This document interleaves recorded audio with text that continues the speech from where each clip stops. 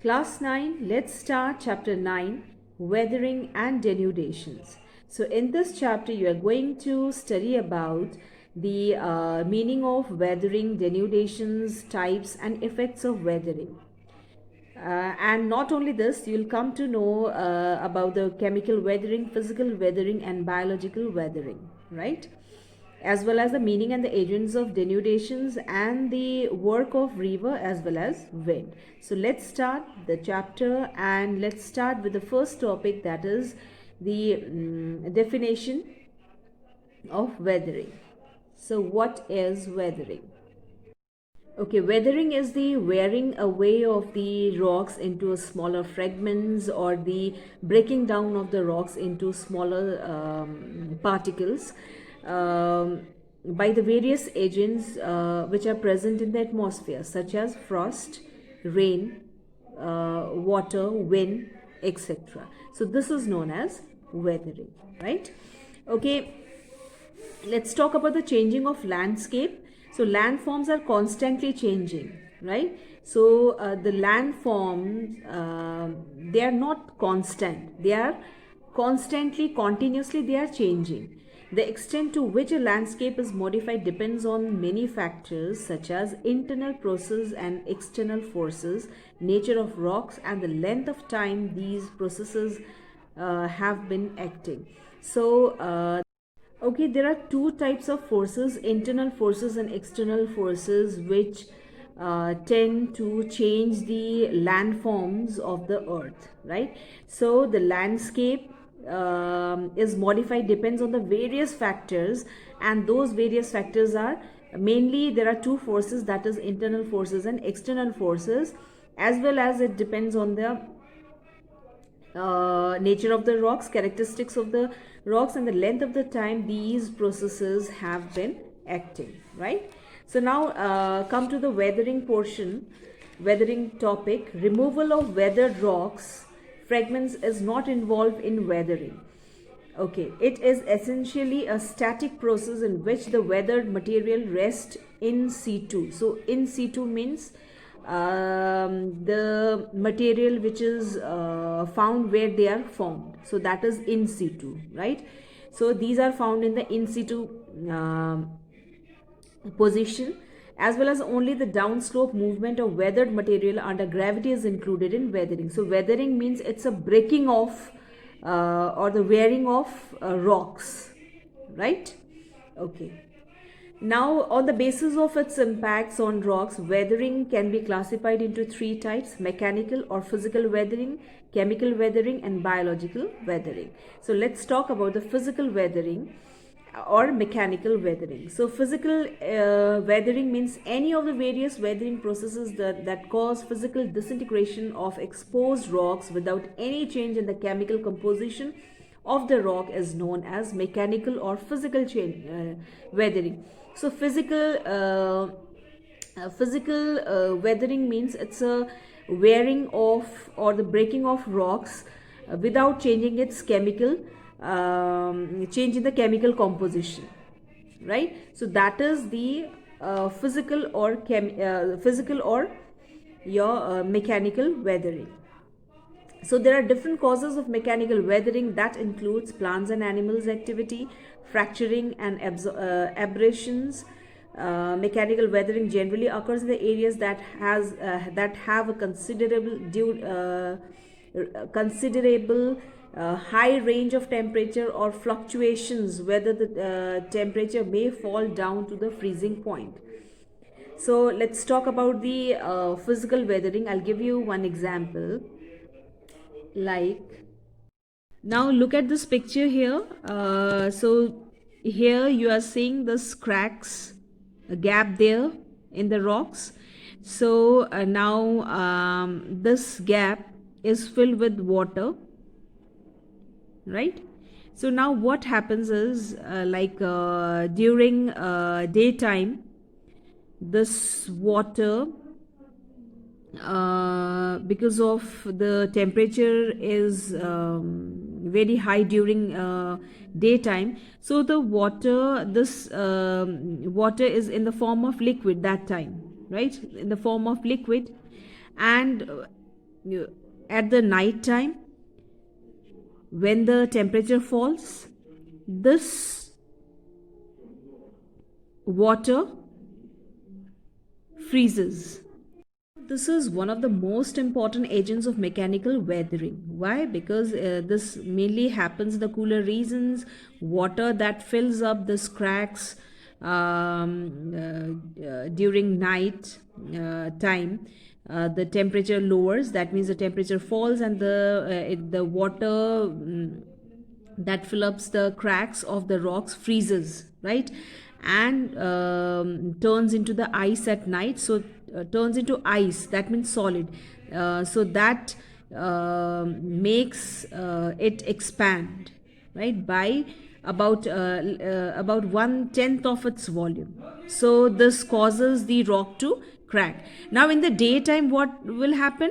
The solid will change into liquid form. So liquid form during daytime, because the temperature rise, that is why this water, this solid changes into this ice changes into water.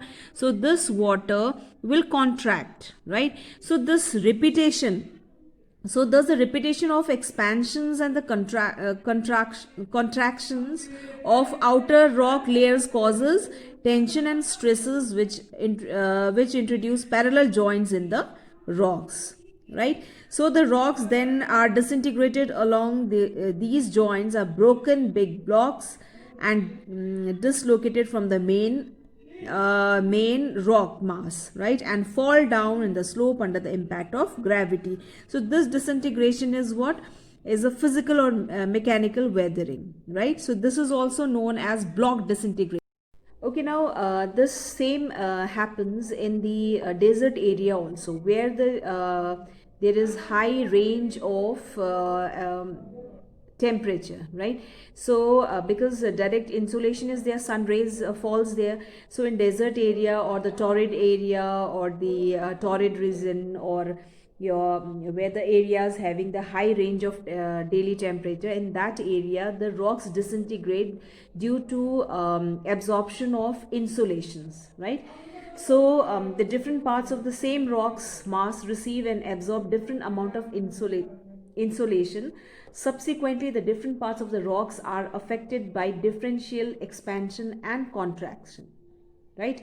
So due to this heat also, the rocks tend to expand, and at night the temperature falls, so the rock contract, right? So this repetition of expansion of rocks and contractions of rocks, or the outer rock, which cause stresses within the rock, due to which it disintegrate into the smaller particles, and such type of shattering of rocks is known as granular disintegrations, right, which is more active in a hot desert areas. So granular disintegration that happens in a desert area, torrid area, or very basically the area which is having a high range of temperature, daily temperature. And your block disintegration that happens in a cooler region, right, cooler areas. And now come to the third mechanical process, that is exfoliations. So exfoliation weathering means it's a layering or peeling of the layers of the rocks. Next, mechanical weathering is your exfoliation. So exfoliation is like a as we know that the rocks disintegrate because of the contractions and the expansion of the rocks due to the when they are exposed to the high temperature during daytime, it expands, right? And when it gets it freezes, or it contracts when the temperature lowers, or when the temperature falls, right? So this repetition action this repetition action causes stress, and finally the rocks disintegrates, right? Now exfoliations, the same happens in the exfoliation also, but that happens in the uh, in the form of layers, right? So that generally happens due to the combined action of heat as well as wind, right, in the hot, arid or a semi-arid regions, so desert areas, and on the in the monsoon lands also, right? Now, this is due to the alternate expansion and contractions due to the high temperature during day, as I told you, and comparatively low temperature during night, right? Now, and then these loosen the shells, means layer of the rocks, and are removed, peeled off with the help of wind. So this happens because of both um, the actions of both the agents.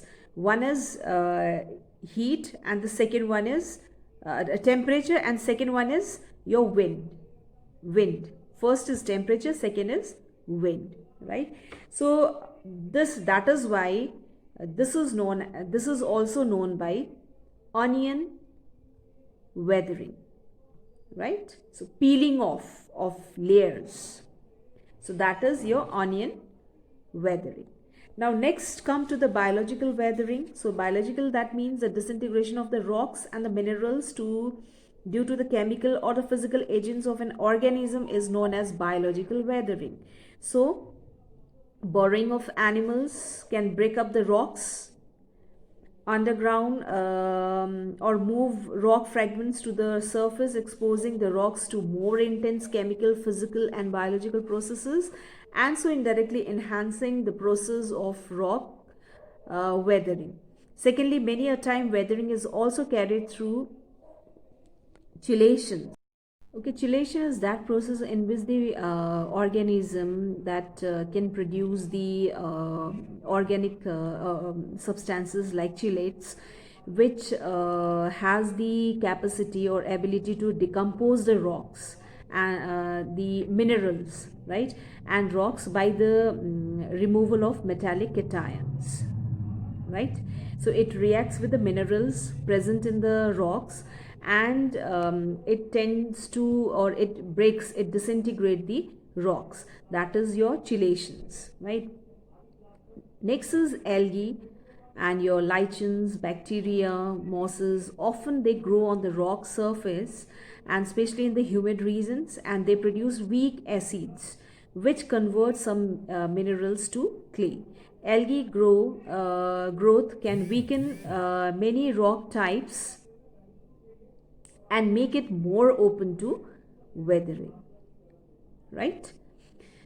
So the biological process, in this biological process, like the algae and your mosses, bacteria, lichens, they grow on the rocks, and that they produce some acids which weaken the rocks and tend the rocks to disintegrate, to break down.